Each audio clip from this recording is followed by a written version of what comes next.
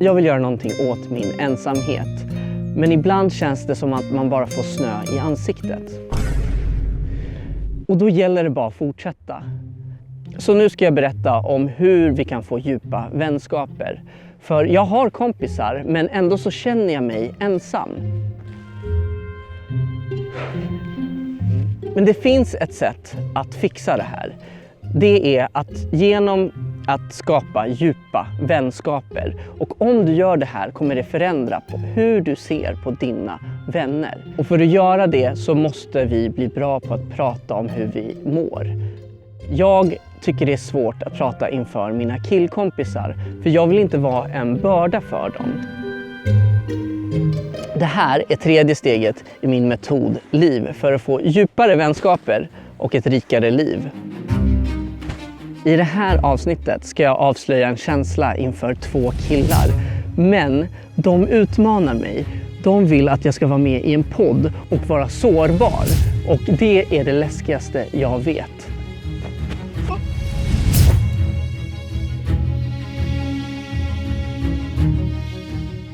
Om jag inte lyckas göra det så kommer jag aldrig få djupa vänskaper.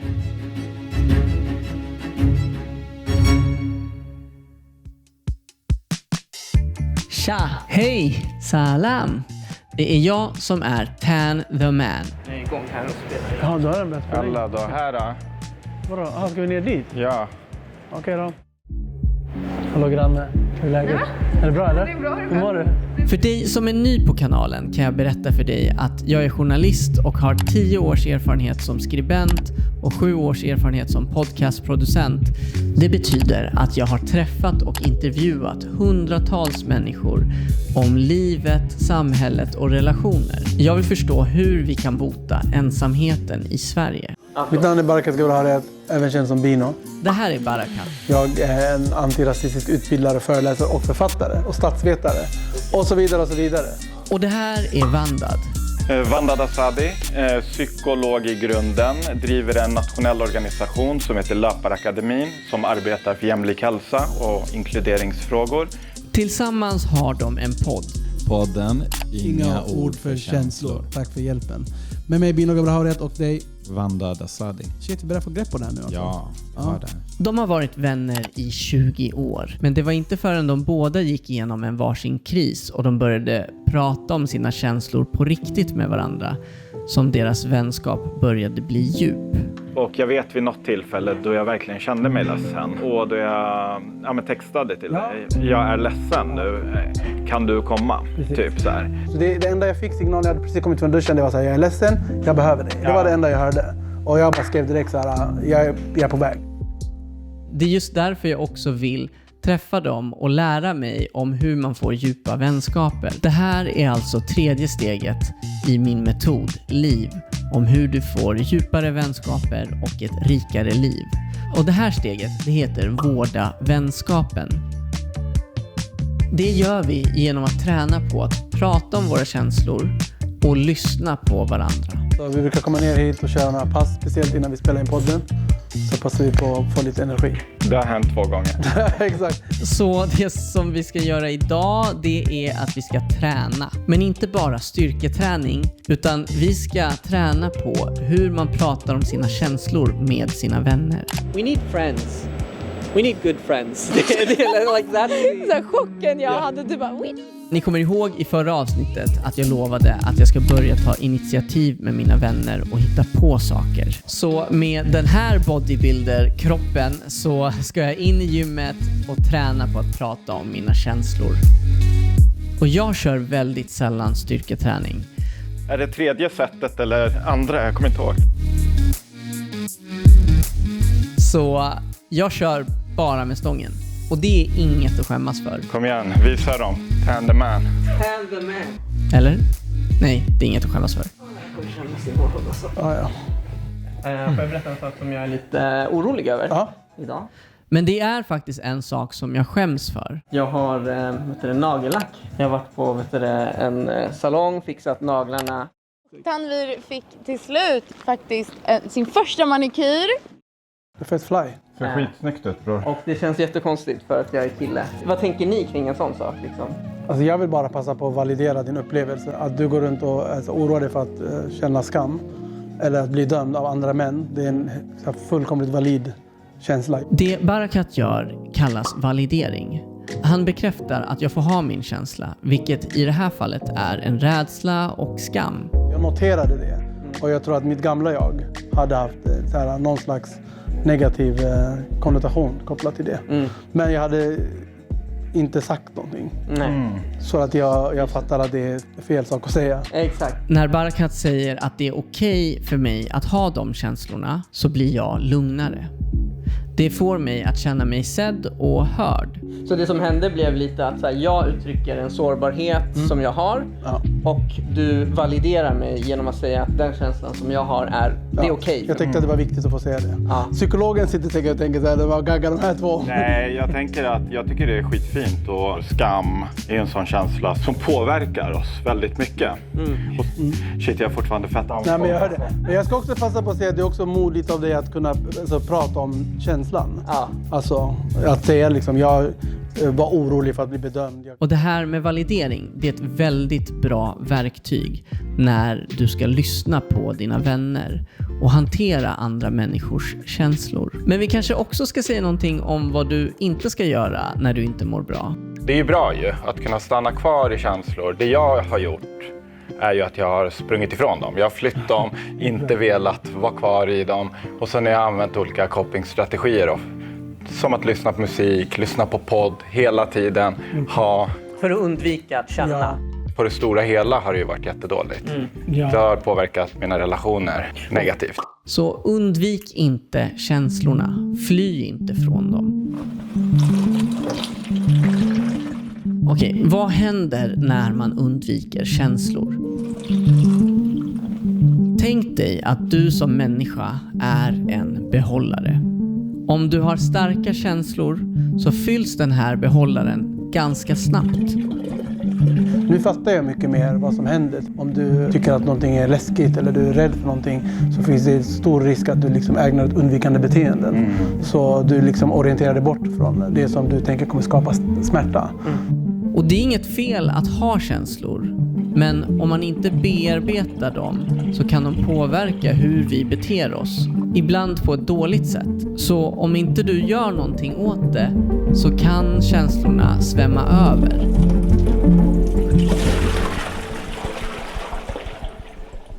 Och hur ska vi då göra för att det här inte ska hända? Jo, du behöver en ventil. Så genom att träffa dina vänner och prata om dina känslor så kan du bli bättre på att reglera dina känslor. Så du ventilerar med dina vänner. Så när jag till exempel berättade om att jag skämdes för nagellacket. Som du gjorde när du kom in och sa så här, när jag kom hit så kände jag rädsla för att bli dömd. Då sa jag vilken känsla jag hade. Och sen puff så minskade den känslan för att jag satte ord på den. Ja. Det var ett ypperligt exempel på hur man kan förhålla sig. Det var väldigt modigt. Verkligen väldigt modigt. Det är ni som är modiga. Det är ni du är modig. Nu kommer den här. Nu kommer den här dansen, alla du är modig. Det här är det tredje steget i livmetoden för att få djupare vänskaper och ett rikare liv. Vårda vänskapen. För nu har du letat efter likasinnade, du har hittat nya vänner, du har tagit initiativ och hittat sätt att behålla dina vänner. Och då behöver vänskapen också bli djup. För att du inte ska känna den typen av ofrivillig ensamhet som kallas emotionell ensamhet. Där du känner att ingen lyssnar på dig. Och senare så kommer jag faktiskt ha en person som lyssnar på mig på en podd. Och det är tack vare att jag är här med Barakat och Vandad och tränar på det här. Att vara sårbar. Och precis när jag går på löpbandet så vill Vandad att jag ska träna på det här. Så han frågar mig om en specifik känsla som jag har haft. När var du ledsen senast, Tanvi? Så då blir det viktigt för mig att försöka vara öppen även om jag springer på ett löpband just nu. Det senaste jag var ledsen var igår när min kompis sa att jag hade bra liv och bra vänner och jag själv känner inte så. För att jag har väldigt mycket självförakt, känner mig otillräcklig. Och då kunde jag säga till den här kompisen att så här, jag blev ledsen när du sa så. Och det är på grund av de här sakerna. Fan vad fint att du delar. Och så tung du är som kan springa det här tempot och dela samtidigt. Be more like Tanvir, people. Men hur hänger allt det här med prata om sina känslor ihop med djupa vänskaper och ensamhet? Jag tänker på den här stödlinjen, jourhavande medmänniska. De hade så mycket folk som ringde in att de kunde inte ta emot alla samtal. 10,000-tals människor kom inte fram. Vi har alltså ett samhälle där så många människor inte har någon att prata med. Och vem borde vara där för en om inte ens vänner? I den här kanalen så ska jag utforska hur vi kan bygga communities, vad det innebär liksom att få vänner. Finns det olika platser? Kan man göra olika saker för att skapa ett samhälle där människor känner sig mindre ensamma? Och då behöver jag din hjälp. Prenumerera och så vidare. Dela, like. Gör allt ni ska göra. Prenumerera, gilla, vad mer ska man göra för att man ska få... Han har startat någon Swish-grej också. Så swishar shunon. Det där tar jag avstånd från. Hur gör du för att vårda dina vänskaper? Är du bra på att lyssna? Skriv gärna i kommentarsfältet. Men vi ska tillbaka till gymmet. Barakat och Vandad har ett eget sätt att berätta om hur de mår. I podden så betygsätter de hur de mår. Och så börjar vi med du börjar det. På en 2 typ. Och sen kände du att du var på en 5-6. Det var faktiskt en 3. Ja, det var faktiskt det. Du, Tanvir, vilken är den vanligaste känslan du tror att du brukar ha? Alltså jag vill bara passa på att validera din upplevelse. Att du går runt och är orolig för att känna skam. Skam. 100% skam. Jag drivs, det är som min motor. Bror. Join the Shame Club. Så när du kan sätta ord på hur du mår så kan dina vänner förstå vad som händer hos dig. Och då kan de lyssna. Och det är det här som är så svårt, att vara sårbar. Egentligen inte bara för ens vänner och ens familj utan även för främlingar. Och det är det jag kommer göra i den där podden senare. Allt oro, rädsla och skam kan gå hand i hand och det kan skapa en toxisk cocktail. Jag har väl lärt mig nu liksom att jag självklart har drag av rädsla. Vi som har vänner behöver bli bättre på att lyssna på varandra och stötta varandra. För då blir vänskapen inte lika ytlig. Det är så vi vårdar vänskapen. Men Vandad väljer att utmana mig. Har du provat att vara sårbar? Att ge dig ut och dela dina känslor med någon annan? Jag tror, alltså det svåraste för mig är att prata med killar. För att jag tycker inte att vi pratar så mycket om våra känslor. Du ska testa att prata om det här i en podd. Alltså med en annan kille. Han och Barakat pratar ju i en podd om hur de mår. Så han vill att jag ska göra likadant.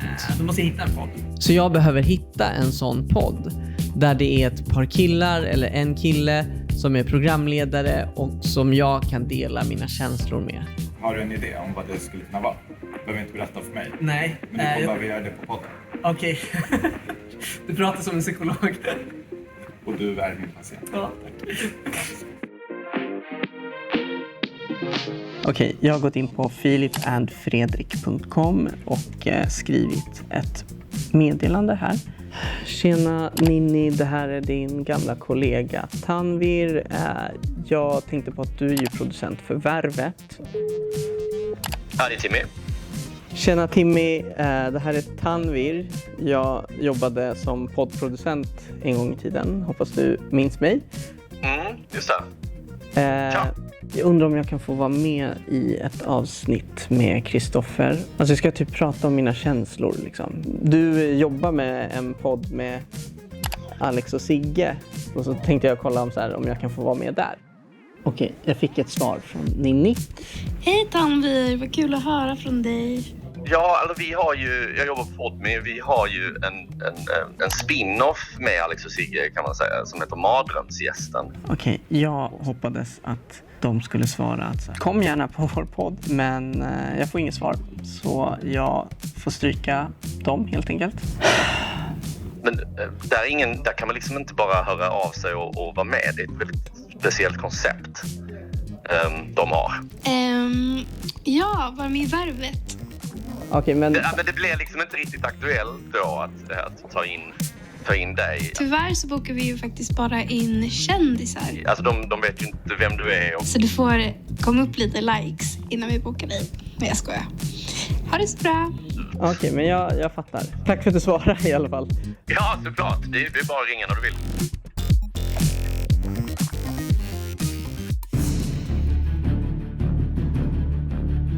I somras var jag på en nattklubb som heter Trädgården i Stockholm. Och så träffade jag en kille som heter Yoshi som pratade jättemycket om att han har startat en podd där han pratar med sina kompisar som han har spelat basket med. Och han ville bjuda in mig. Och nu har jag fått ett mess från honom om att han vill att jag ska vara med i podden. Kommer du ihåg när vi träffades på Trädgården? Ja, det var förra året. Det var förra sommaren. Jag vill inte missa det här tillfället, för nu kan jag äntligen prata om mina känslor i en podd för en kille. Och så kan jag säga till Vandad att jag lyckades med det här. Du har bengalisk ursprung. Är du född i Sverige eller? Jag är född i Sverige. Jag har ju haft svårt att sätta ord på mina känslor. Och dessutom att berätta för andra vad jag känner. Det är som nationaldagen 6 juni. Det är ingen som firar den på riktigt. Men han började ställa väldigt många politiska frågor. Och då är det ganska svårt att få tyst på mig. Midsommar, det är den riktiga nationaldagen. Det kommer från folket liksom. Medan han vet att han kan få ut saker ur mig. Vad tror du istället? Det blev så här politiska, jag ville vara mer personlig. Men de som har pengarna, de som sitter på liksom, resurserna. Det blev alldeles för politiskt. Svenska värderingar. Att vi har yttrandefrihet, att vi har rätten att organisera oss. Liksom. Jag vill inte vara för politisk.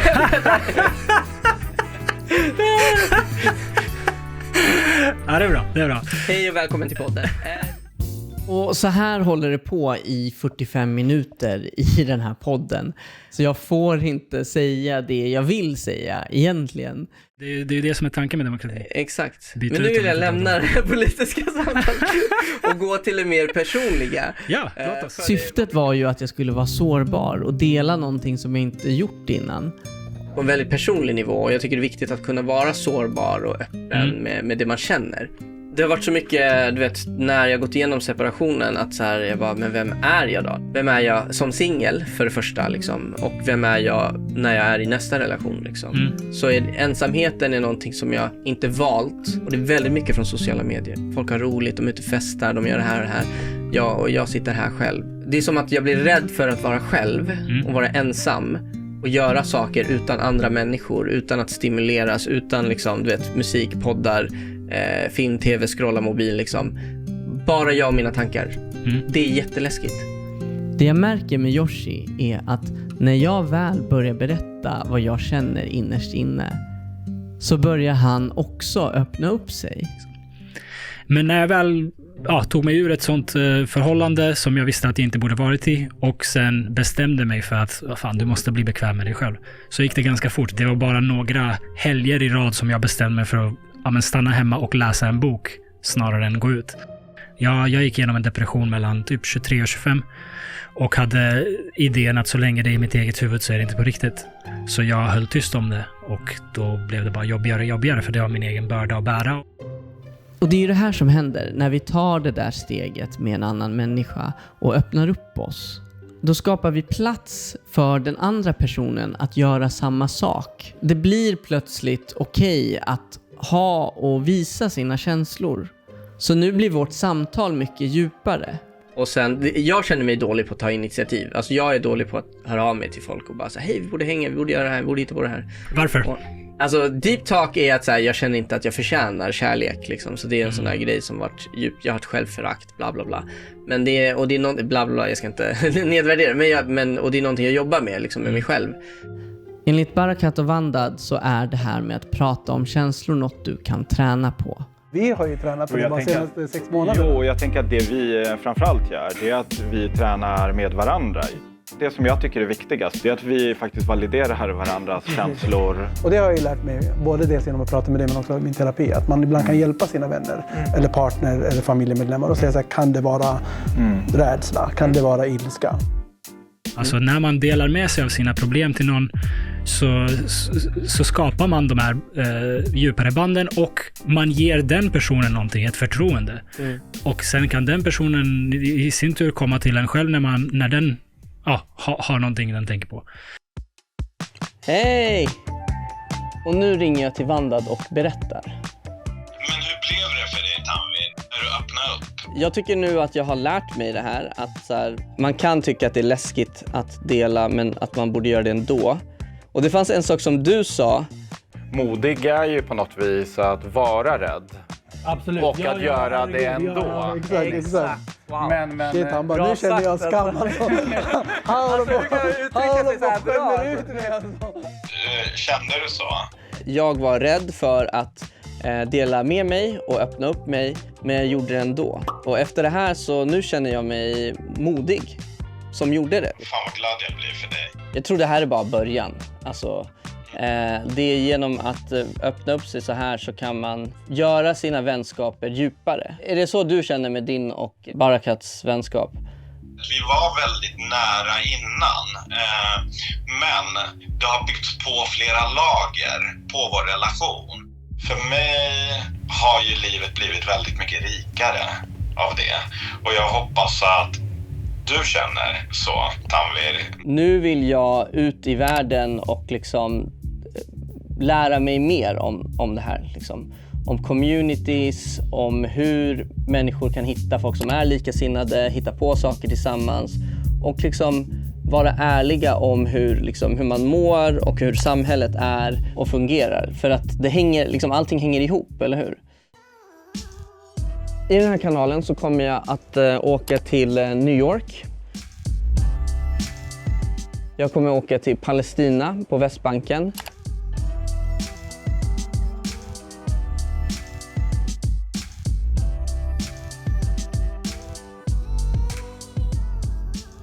Jag kommer också vara i Spanien.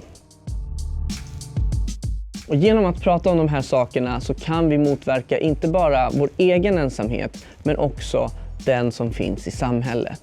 Du har alltid haft väldigt mycket folk kring dig, Tanvir. Men det känns som att genom YouTube-kanalen, du har ju fått massa nya erfarenheter och verktyg. Så nu är det väl bara ut i världen och utforska.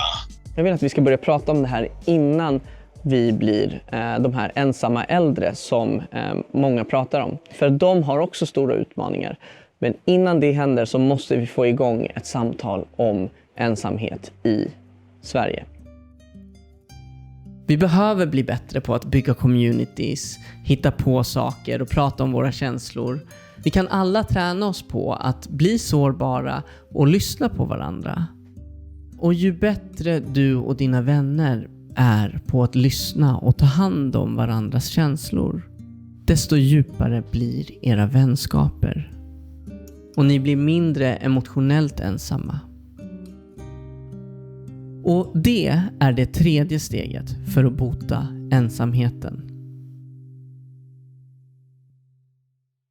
Over and out.